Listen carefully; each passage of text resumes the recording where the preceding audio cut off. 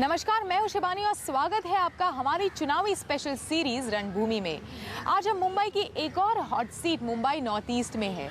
वैसे तो ये सीट कांग्रेस की फेवरेट रही है, लेकिन पिछले कुछ सालों में कांग्रेस और बीजेपी के बीच झूलती रही है। लेकिन इस बार ये बैटल दो तरफा नहीं है, क्योंकि आपकी एंट्री से यहाँ की कहानी में थोड़ा ट्विस्ट आया है। एनसीपी के सिटिंग एमपी संजय दीना पाटिल और बीजेपी के किरीट सोमैया के खिलाफ आपने उतारा है activist turn politician Medha Patkar को। तो आइए देखते हैं कि यहाँ चुनावी घमासान कितना तगड़ा है। ये तस्वीरें देखकर अंदाजा लगा पाना मुश्किल होगा कि ये इलाका भी ड्रीम सिटी मुंबई का हिस्सा है। मुंबई नॉर्थ ईस्ट मुंबई की हॉट सीट में से एक है, लेकिन यहाँ की किस्मत करवट नहीं ले पा रही है। ये मुंबई के सबसे गरीब इलाकों में से एक है। पूरे शहर का कचरा इस इलाके में आता है। यहाँ पे 3 डंपिंग जोन्स हैं, जिनसे स्वास्थ्य को भी खतरा है। यही नहीं, आज भी ये इलाका पीने के पानी, सुएज लाइंस की बुनियादी सुविधाओं के लिए जूझ रहा है। हर साल मुद्दे उठते हैं, लेकिन चुनाव बीतते ही स्लो ट्रैक पर चले जाते हैं। 24 अप्रैल को यहाँ पर वोटिंग होनी है, लिहाजा चुनावी माहौल पूरी तरह से गर्म है।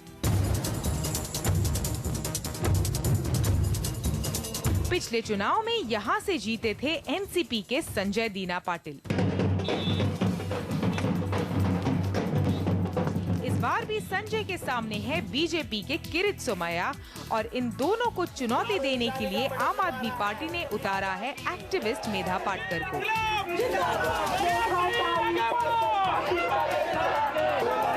आम आदमी पार्टी ने पहले ही खुद को गरीबों के मसीहा के रूप में प्रोजेक्ट करके अपनी स्थिति मजबूत कर ली है।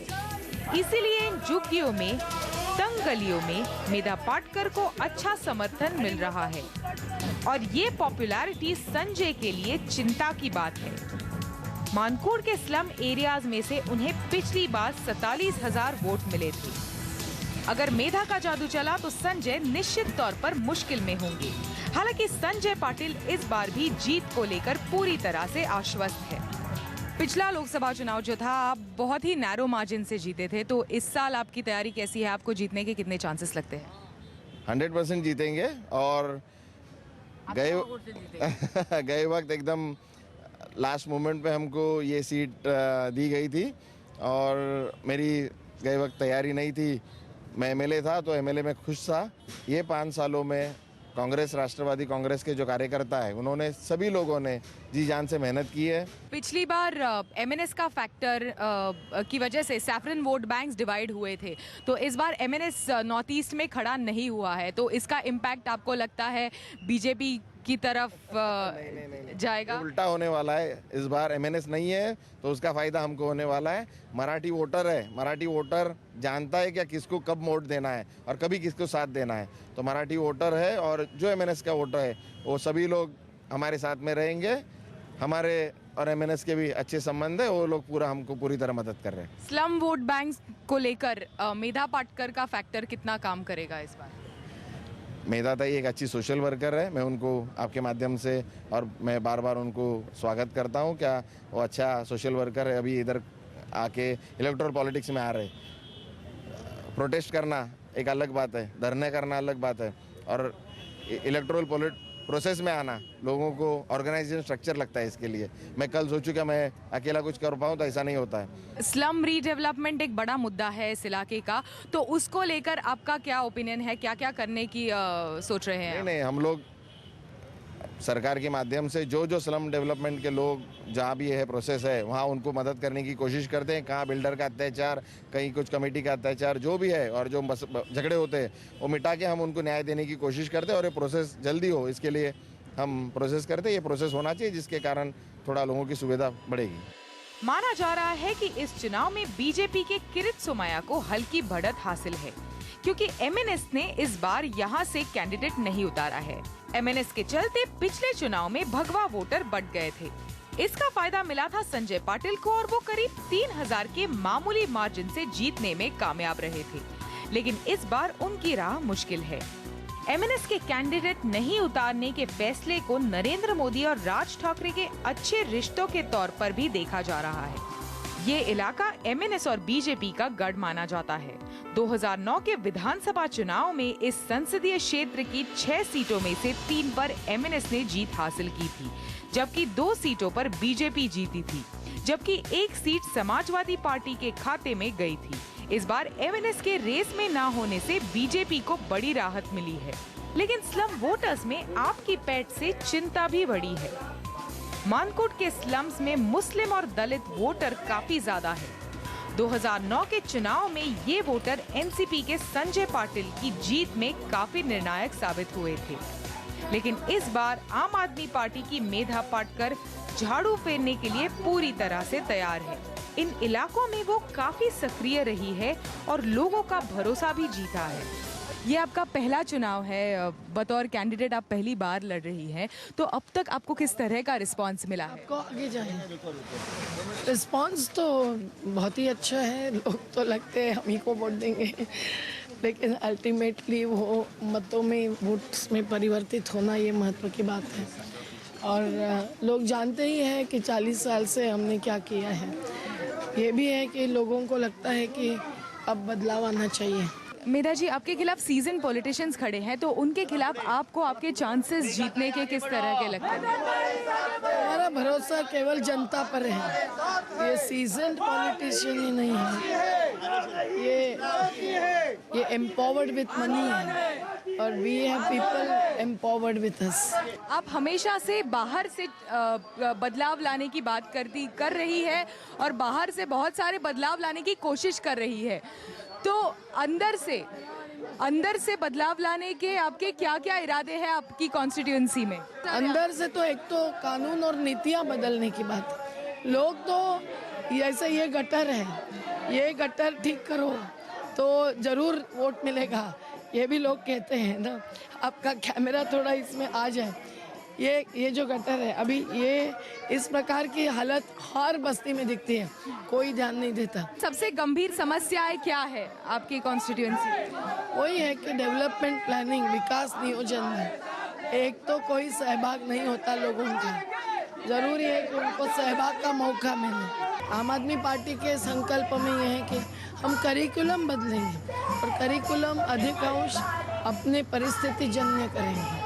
वैसे ही महिला सुरक्षा की बात है, हम जेएस वर्मा कमेटी के रिपोर्ट पर अमल चाहते हैं। ये बात तो तय है कि मेधा पाटकर ने झुग्गी बस्ती वालों का तो भरोसा निश्चित तौर पर जीता है।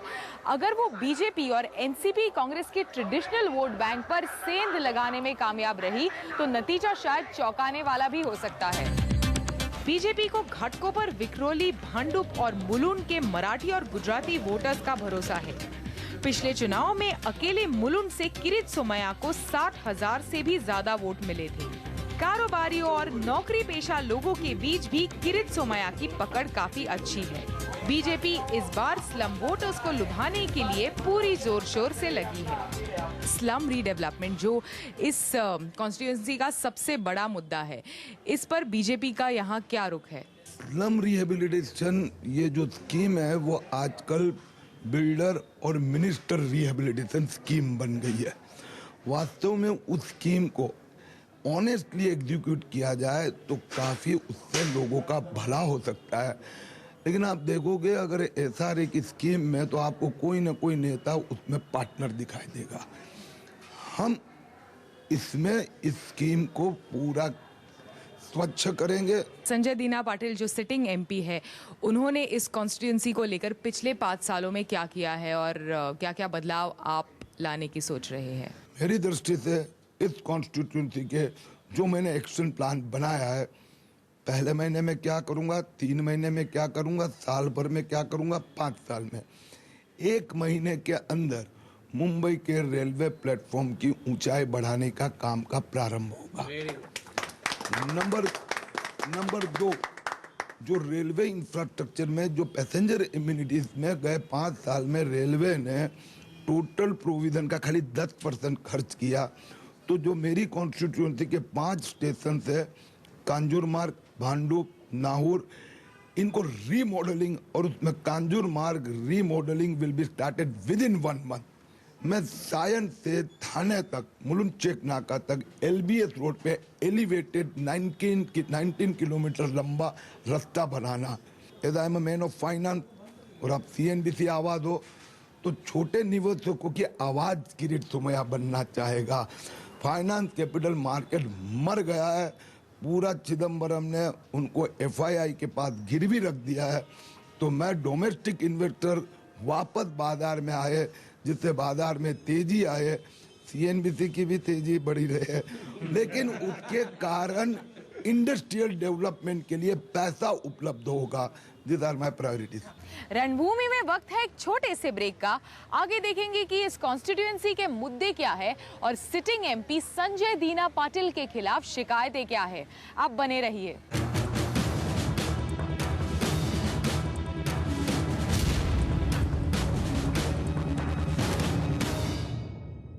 एक शहरी कॉन्स्टिट्यूएंसी होने के बावजूद मुंबई नॉर्थ ईस्ट में कई ऐसे मुद्दे हैं जो इस इलेक्शन में डिसाइडर साबित हो सकते हैं।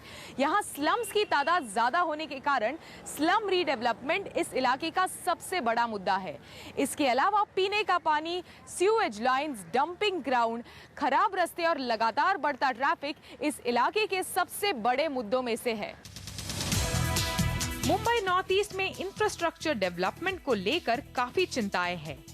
घनी आबादी का बोझ भी चिंताओं को बढ़ा रहा है। पिछले साल यहां ईस्टर्न फ्रीवे और मोनोरेल जैसे इनिशिएटिव्स देखे गए हैं, लेकिन स्लम रीडेवलपमेंट अब भी इस इलाके का सबसे बड़ा मुद्दा है। विक्रोली ईस्ट के एक स्लम में मैं खड़ी हूं और यहाँ के लोगों से जानेंगे कि खड़े हुए उम्मीदवारों से उनकी क्या उम्मीदें हैं। तो सबसे पहले मुझे आपसे जानना है कि आपकी यहाँ जो 3 तगड़े उम्मीदवार इस बार खड़े हैं, उनसे आपकी क्या उम्मीदें हैं, किस तरह के चेंजेस आपकी कॉन्स्टिट्यूएंसी में आपको चाहिए? तीनों भी जो कैंडिडेट खड़े हैं उनसे हमारी यही उम्मीद है कि ये जो रीडेवलपमेंट है ये यहाँ पे होना चाहिए। जैसा कि SRA गवर्नमेंट की ये स्कीम है वो यहाँ पे लागू होना चाहिए। बहुत से 5-6 साल से यहाँ पे ये मसला पेंडिंग पड़ा हुआ है, क्योंकि कोई बोलता है ये चाल किसकी है, ये धनी अलग है, जगह का मालिक अलग है। फिर एक मुद्दा आया था कि भाई ये ग्रीन जोन है, तो अभी वो ग्रीन जोन भी उठ गया है। 6-7 साल से यहाँ पे जो प्रॉब्लम है वो यही प्रॉब्लम है। और वो ये मैं तीनों भी MLA को MP जो जाएगा उनसे मेरी यही दरख्वास्त है कि पहले ये मुद्दा हमारे लिए आप लोकसभा में उपस्थित करें। पिछले 5 से 10 सालों में जो कैंडिडेट्स यहाँ पे सिलेक्ट होकर आए हैं, उन्होंने क्या कुछ चेंजेस किए हैं जिससे आपकी ज़िंदगी बेहतर हो?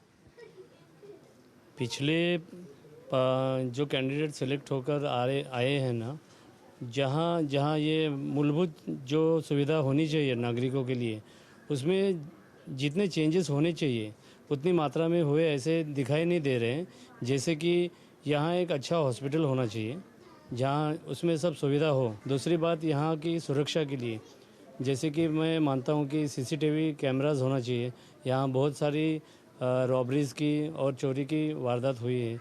महिलाओं की सुरक्षा के लिए जो कुछ होना चाहिए वो यहाँ होना चाहिए। यहाँ के लोगों के लिए जो SRA स्कीम, जैसे प्रदीप सावंत साहब ने बताया, वो एक बहुत बड़ा मुद्दा है। इन्होंने सुरक्षा की बात की, तो एज अ महिला वोटर आप कितना सुरक्षित फील करती है आपकी खुद की कॉन्स्टिट्यूएंसी में? महिलाओं के लिए थोड़ी भी सुरक्षा इधर दिखाई नहीं देती जितनी होनी चाहिए। आजकल जो लेडीज लोग को रात को आने का रहता है, लड़की लोगों को इधर जाने का रहेगा, तो बहुत प्रॉब्लम रहता है। एज अ युवा वोटर आप क्या चाहते हैं आपके लीडर से, या फिर क्या उन्होंने कुछ ऐसा किया है जो बदला है जिससे वजह से आपकी ज़िंदगी में बदलाव आया है, ट्रांसपोर्ट वाइज या फिर एजुकेशन वाइज कुछ चेंजेस उन्होंने लाए? First of all this is my first time to vote and I am very excited about that. और वोटिंग में मुझे फर्स्ट ऑफ ऑल क्लीनलीनेस जो बहुत इम्पोर्टेंट चीज़ लगती है। क्लीनलीनेस बहुत इम्पोर्टेंट, अपने आसपास के एरिया में क्लीन बहुत होना चाहिए। क्लीनलीनेस की वजह से डिजीजेस वगैरह बहुत स्प्रेड्स होते हैं। LBS मार्ग पर किसी भी तरह का ट्रैफिक कंट्रोल नहीं है और कोई भी MP अब तक इस इशू को रिजॉल्व नहीं कर पाया है। ये सबर्बन इलाका होने के कारण यहाँ स्टेशन प्लेटफॉर्म्स को खास महत्व देने की जरूरत है। मुलुंड में रेलवे की दिक्कत है, सुबह इतने लाखों आदमी जाते हैं, तो प्लेटफॉर्म नंबर 4 का है वो, उसका भी गैप बहुत बड़ा है, आदमी गिर सकता है, जो सब घाटकोपर में हुआ था। इसके बावजूद, इसके अलावा यहाँ जो ट्रैफिक, रिक्शा का ट्रैफिक है, इधर सब तकलीफ होती है। और भांडुप में और इधर जो बसें की प्रॉब्लम है, ट्रैफिक इतना हो जाता है कि मुलुंड से अपना मेन रोड MG रोड के आने के लिए कभी कभी 10-10 मिनट तक आपको ट्रैफिक में रुकना पड़ता है, तो वो करनी चाहिए। और इसके अलावा यहाँ के जो MP है एक्सेसिबल नहीं होते हैं, उनको ढूंढना पड़ता है कुछ काम के लिए, तो कुछ आदमी को मिले तो ऐसा अच्छा रहेगा। वो यहाँ पे हर 2 दिन में ये लोग रोड्स तोड़ते हैं और लाइक यू नो जो भी वो लोग काम करते हैं, बट उसकी वजह से ट्रैफिक में लाइक बहुत डिस्टर्बेंस होता है। हर 2 या 3 दिन या हर 1 हफ्ते बाद ये लोग ये करते हैं। मैं जहाँ रहती हूँ योगी हिल्स, वहाँ पे तो सारा टाइम यही चलता रहता है, लाइक फुल ऑन वहाँ पे इतनी ट्रैफिक होती है कि we have to use different route to go at the same place. We reach like almost after half an hour, like जहाँ पे हम 10 मिनट में पहुँच सकते हैं, हमें हाफ एन आवर लगता है, इतनी ट्रैफिक होती है। ये पार्किंग है, ये ग्राहक को आने को राजने का रास्ता नहीं, सुबह से लगा के गाड़ियाँ जाते हैं, ये लगाने का हक है, इन्हों को टैक्स भरते हैं, तो इधर ग्राहक भी आना चाहिए ना हमारी दुकान में। ग्राहक आएंगे तो धंधा होएगा ना, बराबर ना, तो ये चाहिए हमको, और क्या चाहिए। संजय दीना पाटिल के खिलाफ एक आम शिकायत है कि उन तक पहुंचना मुश्किल है। इस कॉन्स्टिट्यूएंसी में 3 डंपिंग ग्राउंड्स है, मानकुर, विक्रोली और मुलुंड में। इस शहर का सारा कचरा इन 3 डंपिंग ग्राउंड्स में जाता है, जिससे यहाँ के लोगों को स्वास्थ्य से जुड़ी दिक्कतों का सामना करना पड़ता है। मुझे तो कुछ नहीं दिखाई दे रहा है, न दिया है न देगा, आगे भी किए हैं न करे हैं न करेंगे। और वो अपने मतलब और वोट के लेकर के जब उन्होंने, वो बात बिल्कुल सही है कि हम जो है ना मालिक हैं और ये लोग सेवक बन के आते हैं, और जब हम दे देते हैं तो ये जाकर मालिक बन जाते हैं और हमको सेवक बना देते हैं कि अब तुम मेरा सेवा करो, और बगैर पैसे के तो कुछ काम होता नहीं है। किसी से पूछा जाए, देखा जाए क्या काम किया है, तो कुछ बताएंगे नहीं, कुछ निशान है ही नहीं है सिवाय पोस्टर के। जो जहाँ पर कचरा, यहाँ पे पूरे बम्बई का कचरा डाला जाता है, और जो कचरा जलाया जाता है उससे काफ़ी ज़्यादा धुआं निकलता है, और धुएं की वजह से काफ़ी ज़्यादा बीमारी है। बीमारी जैसे कि अस्थमा, टीबी का प्रॉब्लम बहुत ज़्यादा है गोवंडी में। और रोड काफ़ी शॉर्ट है, शॉर्ट रोड होने की वजह से ट्रैफिक की समस्या बहुत ज़्यादा है, पार्किंग की जगह नहीं है, और दुकान वाले भी परेशानी, पानी नहीं है, पानी की प्रॉब्लम है, और रोड की समस्या है, और मेन जो है कि कचरा, और जो कचरे का ज़्यादातर तकलीफ है। इसके अलावा महिलाओं की सुरक्षा को लेकर भी कई सवाल खड़े होते हैं। तकलीफ तो बहुत है, क्या क्या पता है आपको, जैसे कि इधर एरिया ही वैसे ही है, तकलीफ वाला, पानी की तकलीफ, हर चीज़ की तकलीफ, बाहर निकलो तो एक अजीब सा माहौल का डर, इधर के जो लोग हैं वो भी अजीब ही है। जुलाई में क्या है आप कि एरिया ऐसा है कि दूसरे एरिया का आते हैं, सब धमाल करते हैं, लड़ाई करते हैं, झगड़ा करते हैं, तो सेम का रहेगा, कुछ नहीं होता, कुछ एरिया का कुछ मतलब ही नहीं है। एरिया का कोई भी ये नहीं है यहाँ कि बेकार लोग सब एकदम बना दिया एरिया। भांडुप में कई फैक्ट्रियों की जगह पर बड़े बड़े रेसिडेंशियल कॉम्प्लेक्सेस आए हैं। वहीं मुलुंड में भी बड़ी बड़ी बिल्डिंग दिखती है। दरअसल मुलुंड एक लौता ऐसा इलाका है जहां लोग सुविधाओं से कुछ हद तक खुश है। किसी भी इलेक्शन के लिए महिला वोटर के वोट्स काफी मायने रखते हैं, तो आज मैं बहुत सारी लेडीज के बीच खड़ी हूँ और उनसे जानते हैं कि उनके एक्सपेक्टेशंस क्या है मुंबई नॉर्थ ईस्ट के एमपीज के साथ। तो सबसे पहले मुझे आपसे जानना है कि क्या ऐसी चीज़ें हैं जो आपको चाहिए आपके इलाके में या फिर आपके कॉन्स्टिट्यूएंसी में, जिससे आपकी लाइफ बेहतर हो। कभी कभी क्या होता है कि जब सागभाजी मार्केट में, क्योंकि जवे रोड में मैं रहती हूँ, तो वहाँ पे सागभाजी मार्केट में पानी, बारिश की वजह से गटर सब भर जाते हैं, पानी सब जमा हो जाता है, तो वो स्वच्छ रहना चाहिए। लास्ट ईयर क्या हुआ था कि प्रकाश गंगाधर ने काम किया था, वो मशीन लेके आए थे, सभी पानी सब भर दिया था, पर फटाफट नहीं होता है। ये सब काम अच्छा होना चाहिए और बेहतरीन होना चाहिए, तो फिर चलने की भी आसान रहेगी बारिश की वजह। तो बारिश से वाटर लॉगिंग एक बड़ी समस्या है मुलुंड की या फिर इस इलाके की, आपको लगता है? मुझे जानना है कि पानी की समस्या, पीने के पानी की समस्या, उसकी अवेलेबिलिटी इस इलाके में कैसी है? अच्छा है, मेरे को तो कुछ आए बीमार पड़ी में तो पानी अच्छा है, पानी का कोई तकलीफ नहीं है, एकदम 24 घंटा पानी, 24 आवर्स पानी।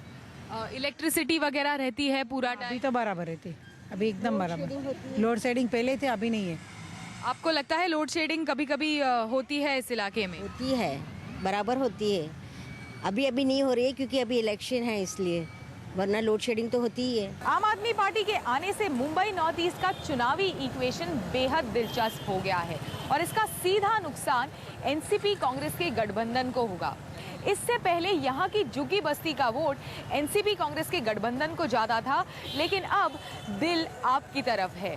और क्या इससे किरीट सोमैया को फायदा होगा और उनकी राह आसान हो जाएगी, ये तो बस 16 मई को ही पता चलेगा।